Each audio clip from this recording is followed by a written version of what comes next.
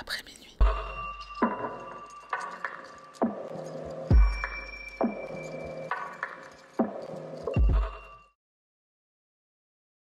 Hawaï, le 50e État des États-Unis, est un archipel composé de 8 îles principales volcaniques situées au milieu de l'océan Pacifique. L'île d'Hawaï, également surnommée Big Island, est la plus grande et la plus jeune de l'archipel. Elle est célèbre pour ses paysages spectaculaires comprenant des volcans actifs, des plages de sable noir et des forêts tropicales luxuriantes. L'histoire et la culture d'Hawaï sont profondément enracinées dans les traditions polynésiennes et le mode de vie aloha qui valorise l'harmonie, le respect et l'hospitalité. L'île d'Oahu, surnommée le cœur d'Hawaï, est la troisième plus grande île de l'archipel, mais elle abrite près des 2 tiers de la population totale de l'État. Connue pour son dynamisme, Oahu combine des attractions urbaines modernes avec des merveilles naturelles époustouflantes. La capitale, Honolulu, accueille des sites emblématiques tels que Waikiki Beach, le mémorial de Pearl Harbor et Diamond Head. La diversité culturelle de l'île est unique, mêlant influences asiatiques, polynésiennes et américaines. Waipahu, une petite communauté située dans l'ouest de l'île d'Oahu, possède une histoire riche liée à l'industrie sucrière. Fondée au XIXe siècle, la ville était surtout à l'origine un camp de travailleurs pour la plantation de sucre, Oahu Sugar Company. Aujourd'hui, bien que la plantation ne soit plus active, Waipahu conserve une ambiance de petite ville avec des quartiers résidentiels, des marchés locaux et une culture ancrée dans les traditions familiales. C'est dans cette ville paisible, entourée de montagnes et à proximité des plages, que se déroule l'affaire tragique impliquant John Tokuhara, un acupuncteur respecté et membre apprécié de la communauté. Cette tragédie qui a secoué Waipahu et tout l'État de Hawaï met en lumière des enjeux humains complexes mêlant passion, trahison et justice. John Satoshi Tokuhara naît à Honolulu sur l'île d'Oahu à Hawaï. Il grandit dans une famille profondément enracinée dans les valeurs de la communauté hawaïenne. Sa mère, Lily Tokuhara, joue un rôle essentiel dans son éducation, lui inculquant l'importance de l'empathie, du respect et du service envers autrui. Dès son jeune âge, John se montre curieux, attentif et motivé, des qualités qui définissent plus tard sa carrière et ses relations avec les autres. Il fréquente les écoles locales d'Honolulu où il excelle autant sur le plan académique que social. Passionné par les sciences et la santé, il décide de poursuivre des études dans le domaine de la médecine traditionnelle chinoise, un choix inspiré par son désir d'aider les autres à retrouver équilibre et bien-être. Il obtient son diplôme en acupuncture après des années d'études rigoureuses et il ouvre sa propre clinique dans la ville de Waipahu, Tokuhara Acupuncture and Healthcare. L'acupuncture, c'est une pratique thérapeutique issue de la médecine traditionnelle chinoise qui repose sur l'idée que le corps humain est parcouru par des flux d'énergie appelés qi. Selon cette tradition, le qi circule à travers des canaux spécifiques appelés méridiens qui relient les organes et les systèmes du corps. Quand un déséquilibre ou une obstruction de cette énergie survient, ça peut entraîner des douleurs ou des maladies. Pour rétablir cet équilibre, l'acupuncture utilise des aiguilles très fines insérées dans des points spécifiques du corps situés le long des méridiens. Ces aiguilles, manipulées avec précision par un praticien formé, stimulent les capacités naturelles du corps à se guérir en améliorant la circulation sanguine, en réduisant l'inflammation et en favorisant la libération d'endorphines, les hormones du bien-être. Reconnue pour ses bienfaits, l'acupuncture est utilisée pour traiter une variété de troubles, notamment la gestion de la douleur, le stress, l'insomnie, les migraines et certains problèmes digestifs ou hormonaux. En tant qu'acupuncteur, John est connu pour son professionnalisme, sa compassion et son écoute. Il attire des patients de divers horizons, y compris des familles, des athlètes, des anciens combattants. Sa clinique devient rapidement un lieu de guérison apprécié, ce qui va renforcer sa réputation au sein de la communauté. Sa clinique attire une clientèle fidèle, John est très apprécié pour son approche compatissante et attentive envers ses patients. En dehors de son métier, John mène une vie riche et active. Il est passionné par la pêche, par le surf, deux activités emblématiques de la culture hawaïenne. Il passe souvent ses week-ends sur les plages pittoresques d'Oahu, où il trouve du réconfort dans la nature. Par ailleurs, John s'implique dans des projets communautaires. Il soutient des initiatives locales, notamment en entraînant de jeunes athlètes et en offrant des bourses études à des étudiants méritants. Sa générosité et son esprit altruiste le rendent très populaire parmi ses proches et aussi ses patients. Sur le plan personnel, John a une vie amoureuse compliquée. Ses relations sont marquées par des liaisons intenses, parfois délicates. Charismatique et séduisant, John se retrouve dans des situations qui soulèvent des tensions, notamment avec des femmes mariées. Sa relation avec Joyce Thompson, une patiente mariée, devient particulièrement significative et elle va jouer un rôle central dans les événements tragiques qui vont suivre. John Tokuhara est un homme aux multiples facettes, un professionnel passionné, un membre engagé de la communauté et une personne aux relations complexes. Sa vie, bien qu'inspirante pour beaucoup, est également marquée par des choix personnels qui l'entraînent sur une voie dangereuse et imprévisible. Joyce Thompson, née à Honolulu, grandit dans une famille où les valeurs culturelles et communautaires sont profondément ancrées. Dès son enfance, elle se distingue par son ambition et son sens de l'empathie. Elle fréquente le lycée Kalani où elle se montre studieuse et impliquée dans les activités scolaires et sociales. C'est là qu'elle rencontre Eric Thompson, un jeune homme charismatique et déterminé avec qui elle noue rapidement une relation. Eric Thompson, également originaire d'Honolulu, est élevé dans un environnement familial stable et qui favorise le travail acharné et l'intégrité. Après avoir obtenu son diplôme du lycée Kalani en 2005, Eric poursuit ses études et fonde plus tard son entreprise Island Bathworks, spécialisée dans la rénovation de salles de bain. Il rencontre un grand succès dans son domaine et il acquiert une maison à Kalanianaole Highway, un symbole de sa réussite professionnelle et de sa stabilité financière. Joyce et Eric commencent leur relation amoureuse au lycée. Leur relation se renforce au fil des années, ils développent un lien très profond qui les conduit au mariage en 2017.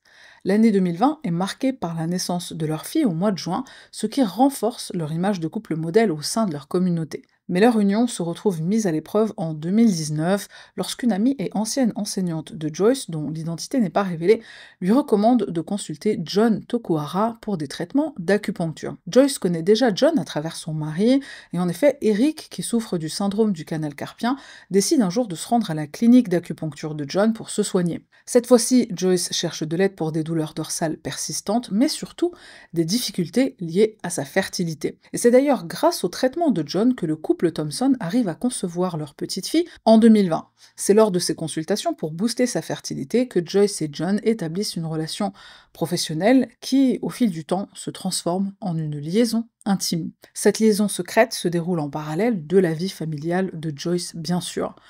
Entre juin et juillet 2021, soit même pas un mois, Joyce et John échangent plus de 5600 messages via des plateformes numériques. Beaucoup de ces messages contiennent des échanges de nature sexuelle explicite, ainsi que des photos intimes, très intimes, mais pas que. Je ne veux pas te perdre, mais je ne veux pas non plus être la raison de ta souffrance, écrit John.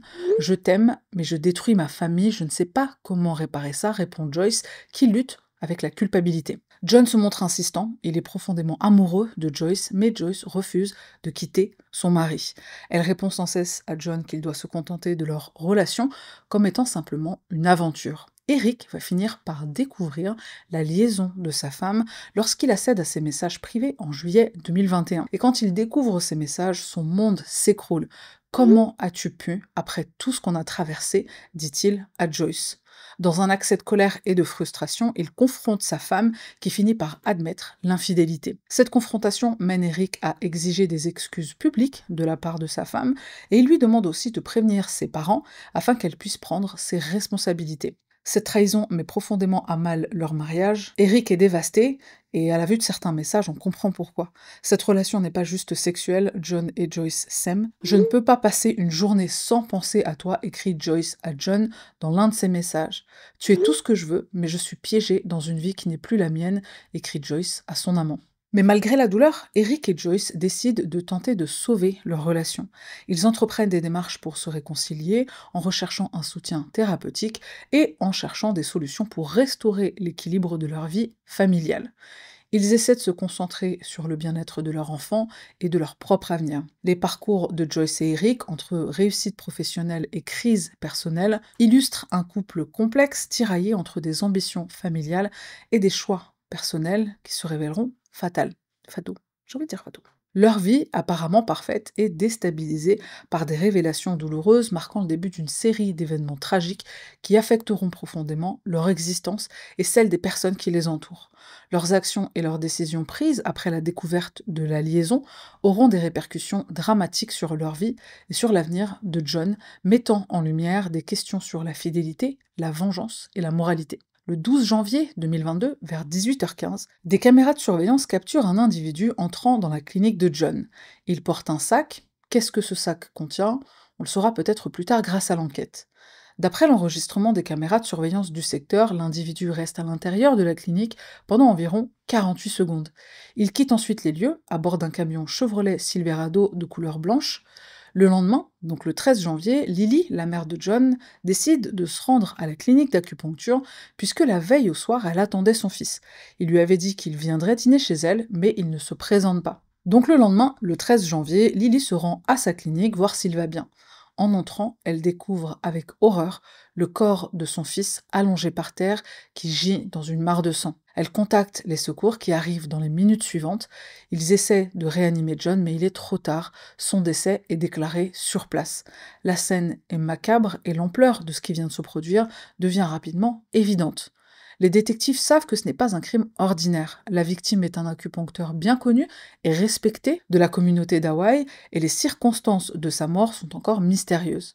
Les enquêteurs commencent par examiner les lieux, où ils retrouvent plusieurs douilles de calibre 23, 3 au total. D'après l'autopsie de John, qui sera réalisée plus tard, il reçoit 4 balles au total et celle qui est fatale lui est tirée en pleine tête. Mais tout semble indiquer non seulement un crime prémédité, mais on comprend aussi très vite que John était la cible visée. Il ne s'agit pas d'un cambriolage qui tourne mal, la police découvre par exemple de l'argent en espèces sur place. Le meurtrier est bien venu abattre John et il est reparti une fois le meurtre commis. Grâce aux caméras de surveillance du secteur, on s'intéresse très vite à l'homme au chapeau blanc qui pénètre dans la clinique et qui y reste 48 secondes. On tente de suivre les traces du camion blanc dans lequel le suspect remonte, mais la mauvaise qualité des images ne permet pas de discerner la plaque d'immatriculation. Mais on a au moins la marque et le modèle du véhicule. On en compte une cinquantaine de ce type dans l'État et on procède alors à un processus d'élimination. Le suspect naturel qui apparaît est bien sûr Eric Thompson, un ancien client de John. Dans un premier temps, on ne comprend pas le lien entre eux, on parvient seulement à établir une connexion entre le camion blanc qui semble appartenir à John et John qui l'a soigné pour son canal carpien. En parallèle, dans le téléphone portable de John, la police découvre les messages entre lui et Joyce, la femme d'Eric. Le mobile devient évident, la jalousie, la vengeance. Eric, déjà bouleversé par la trahison de sa femme, semble être la personne idéale pour être derrière ce meurtre. Les enquêteurs procèdent à une perquisition au domicile du couple Thompson, et d'ailleurs, ils refusent de coopérer avec les autorités. Mais il y a un mandat, donc on procède quand même à une fouille, et malheureusement, cette fouille ne va pas donner grand-chose. Ce qui va être parlant, en revanche, ce sont d'autres images de vidéosurveillance en face du domicile du couple.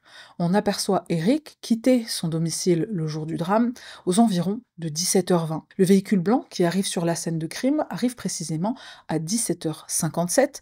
Le temps de trajet correspond. Eric rentre ensuite chez lui, on le voit grâce à la même caméra en face de chez lui, et cette nuit-là, dans son jardin, on aperçoit un feu. Est-ce qu'Eric est en train de détruire des preuves incriminantes, des preuves de son crime? On va essayer de le découvrir, notamment lors de la perquisition au domicile du couple. On retrouve un seau métallique dans lequel on a brûlé des choses, quoi, impossible à déterminer. On retrouve aussi 12 armes à feu qui appartiennent au couple, dont 2 modèles qui auraient pu correspondre à l'arme utilisée pour commettre le meurtre. Le calibre correspond, c'est un calibre 22. Mais après analyse, malheureusement, on détermine qu'aucune des armes à feu qui appartient au couple n'a servi à abattre John. Et la dernière preuve collectée dans cette enquête sera le chapeau blanc que porte le suspect, l'homme qu'on voit sur les images de vidéosurveillance entrant dans la clinique. Après avoir commis le meurtre, l'homme marche quelques minutes, son chapeau tombe et il ne le ramasse pas. Il sera ramassé par un homme, un sans-abri. Le sans-abri est retrouvé, on récupère le chapeau pour analyse, mais elles ne seront pas concluantes. La suite de l'enquête vise maintenant à interroger les témoins, l'entourage de John. Les détectives découvrent rapidement que Joyce et John se sont rapprochés au fil du temps. Leurs échanges prennent une tournure plus intime, avec des messages explicites envoyés par les deux parties. L'intensité de leur relation, bien qu'elle soit secrète, ne peut pas être ignorée. C'est pas une simple aventure sans conséquences. John et Joyce ont parlé bien plus que de consultations médicales, mais ce que l'enquête révèle, de manière inattendue, c'est l'implication de la violence latente dans l'histoire. Les messages retrouvés entre Joyce et John, d'abord perçus comme innocents, vont en réalité révéler une relation complexe, pleine de conflits, de secrets et de non-dits. Les autorités se penchent sur l'historique des téléphones portables. Grâce aux données extraites des téléphones de Joyce, Eric et John, ils découvrent les 5600 messages échangés entre Joyce et John en quelques semaines, certains d'entre eux d'une nature sexuelle explicite. Mais un autre détail attire l'attention, les messages entre Joyce et Eric. Bien que le couple tente de se réconcilier, après la découverte de la liaison, il semble que des tensions résiduelles soient toujours présentes. Eric n'a pas pardonné à Joyce et plusieurs de ses messages révèlent une colère et une frustration profonde envers elle, ainsi que des menaces implicites à l'encontre de John. Grâce à toutes les preuves circonstancielles collectées par les autorités, Eric Thompson est arrêté le 14 février 2022. Il est inculpé pour le meurtre prémédité de John Tokuhara.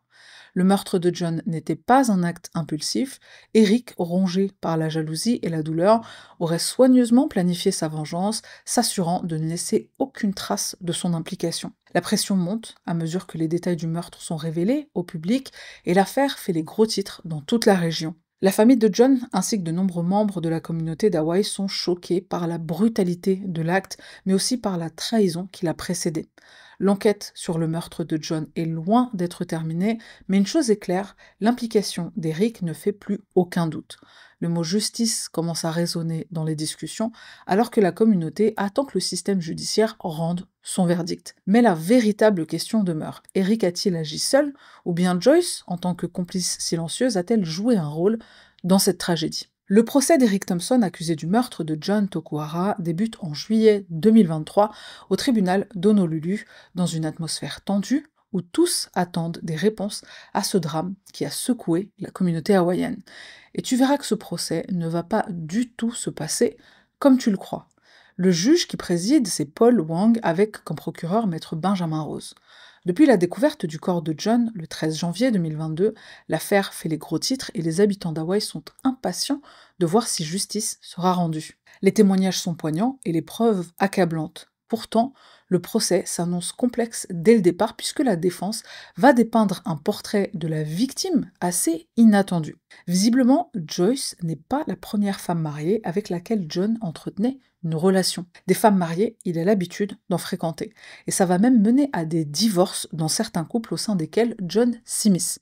David Ayakawa, un des avocats de la défense, va prendre presque un malin plaisir à décrire John, la victime, non seulement comme un serial voleur de femmes mariées, mais aussi comme un addict aux jeux de hasard. D'ailleurs, l'avocat souligne que cette piste des jeux de hasard et de grosses sommes d'argent retrouvées chez John n'ont jamais été des pistes sérieusement considérées pendant l'enquête. Une autre personne aurait très bien pu être derrière le meurtre de John, et pour preuve, on amène des témoins à la barre. Tout comme dans le cas d'Eric, John DeMarco faisait confiance à John Tokuhara. Sa femme était une cliente de sa clinique, le couple de Marco avait une fille, tout comme Eric et Joyce, mais leur relation vole en éclats à cause de l'infidélité de Madame DeMarco. Et d'autres hommes vont venir témoigner à ce procès pour apporter un récit très similaire. Des clients de la clinique, un couple brisé, plusieurs divorces ou séparations, causés par John Tokuhara. Bien sûr, ces autres hommes ont des alibis, donc aucun d'entre eux n'est envisagé comme suspect. Chacun d'entre eux, certes blessé par le divorce, par la séparation, a décidé de tourner la page. Et c'est exactement l'argument que va sortir Eric. Oui, il s'est senti trahi quand il a grillé les milliers de messages, dont certains sexuels, dans le téléphone de sa femme. Oui, il a été très déçu de voir des images de vidéosurveillance de leur maison sur lesquelles il aperçoit sa femme sortir en douce de la maison pour aller rejoindre son amant. Mais Eric aime profondément Joyce. C'est lui qui a l'idée de suivre une thérapie de couple. Il lui pardonne et il fait tout pour mettre ce mauvais chapitre de leur vie derrière eux. D'ailleurs, sa femme coupe totalement les ponts avec John. Eric comprend que lui-même est en partie responsable de l'infidélité de sa femme, il ne prête pas assez attention à elle, il est trop investi dans son travail, il ne consacre pas assez de temps à son épouse, à sa famille. La thérapie de couple va vraiment les aider, chacun à prendre leurs responsabilités, et le chapitre John, il est maintenant derrière eux, c'est du passé. Ce qu'ils veulent maintenant, c'est avancer, prendre soin de leur couple et de leur fille.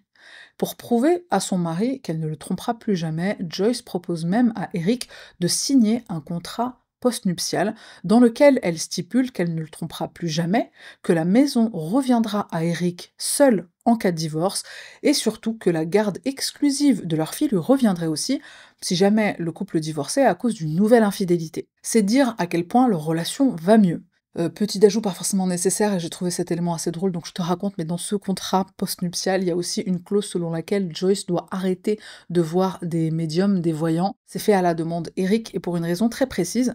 Quand Joyce va voir un médium pour lui demander conseil par rapport à John l'acupuncteur, qui est en train de la draguer, la médium lui aurait répondu Vas-y, fonce, trompe ton mari. Donc, petite parenthèse fermée. Revenons à la stratégie de la défense qui, il faut l'admettre, et béton. Eric Thompson n'est pas le seul qui aurait pu en vouloir à John, il y a les questions des grosses sommes d'argent, d'autres maris trompés, etc.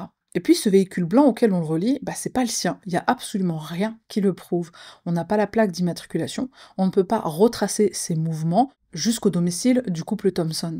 Les preuves ADN sur le chapeau blanc que porte le suspect ne correspondent pas à l'ADN d'Eric, ou en tout cas l'ADN n'est pas concluant. Il n'y a que des preuves circonstancielles à l'encontre d'Eric. De son côté, l'accusation va tenter de démontrer que la confiance entre le couple Thompson n'était pas complètement restaurée, contrairement à ce qu'Eric essaie de faire croire. On arrive à prouver que Joyce viole la clause de consultation des voyants, mais personnellement ça me semble assez faible comme argument. Les autres éléments présentés par le procureur sont les preuves circonstancielles mises en avant pendant l'enquête. Le camion blanc, qui ressemble à celui que possède Eric, les temps de trajet, qui correspondent quand on voit Eric sortir de chez lui avec son camion blanc, et bien sûr la liaison. Mais il y a aussi un élément très parlant, celui du téléphone portable de la victime. Visiblement, John était en train de jouer à Pokémon Go au moment présumé de son meurtre, et ce jusqu'à environ 20 heures. Alors oui, l'heure exacte de la mort de John n'est pas déterminée, on a seulement une tranche horaire. Donc déjà, l'argument du temps de trajet ne tient plus vraiment la route, ou en tout cas, il est sérieusement compromis par le téléphone de John qui montre qu'il est en train de jouer à Pokémon Go jusqu'à environ 20 heures, le jour de sa mort. Donc est-ce que John est vraiment mort aux alentours de 17h, 18h? Pourquoi est-ce qu'on n'a pas collecté les images de vidéosurveillance après ces horaires-là, voir si quelqu'un d'autre n'entre pas dans la clinique? Et Joyce dans tout ça? Alors il faut savoir qu'aux États-Unis, il existe une loi qui protège les époux. Joyce a le droit de refuser de témoigner contre son mari, donc elle ne prendra absolument pas la parole de tout le procès. Le jury délibère pendant 3 jours et ils ne parviennent pas à se mettre d'accord sur un verdict. 3 membres du jury estiment même qu'Eric devrait être acquitté. Les 9 autres veulent le déclarer coupable, mais il faut l'unanimité. Avec 3 qui veulent carrément acquitter l'accusé, le juge n'a pas d'autre choix que d'acquitter complètement Eric Thompson pour le meurtre de John Tokuhara. L'acquittement a lieu le 9 octobre 2023 et on prévoit dans un premier temps de faire un deuxième procès en octobre de la même année. Ce procès n'aura pas lieu et en fin d'année 2023, c'est à ce stade qu'en est l'affaire du meurtre de John Tokuhara.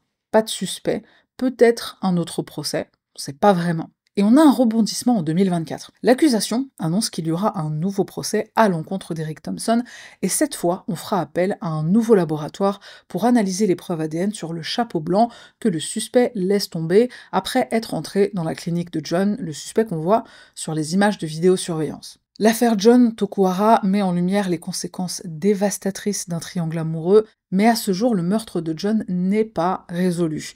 Est-ce qu'il a été causé par la trahison et la douleur d'un homme, Eric, face à l'infidélité de sa femme? Est-ce que c'est un autre homme trahi qui est responsable? Attendons les suites de l'enquête et les résultats du second procès, s'il y a un second procès. Si Eric Thompson s'avère être le tueur, eh ben, malheureusement, cette affaire, elle n'est pas unique. À travers le monde, des crimes similaires ont lieu. Amour, jalousie, trahison, on le sait, peuvent conduire à des actes violents. Autre affaire similaire en Espagne, l'affaire Marie-Teresa Rodriguez en 2009, qui va également faire la une des journaux. Il s'agit cette fois d'une rivalité amoureuse entre 2 hommes pour une femme. Après des mois de tensions et de messages de menaces, l'un des hommes tue l'autre en pleine rue. Alors je sais pas s'il croyait qu'il allait gagner et avoir la femme qu'il aimait. Bon, le mec finit en prison. Pour revenir sur l'affaire Tokuhara et dire un dernier mot sur le mec au chapeau, alors personnellement, je trouve qu'il ne ressemble absolument pas à Eric Thompson. Je sais pas ce que toi tu en penses, laisse un commentaire. Après, ça veut pas non plus dire que c'est pas Eric qui l'a embauché, par exemple, pour faire le sale boulot à sa place. Hâte d'avoir le fin mot de l'histoire. Je te mettrai ça en description dès que ce sera disponible, si c'est disponible. Merci d'être resté jusqu'à la fin, c'est tout pour moi et on se retrouve la semaine prochaine pour une nouvelle affaire. Bye.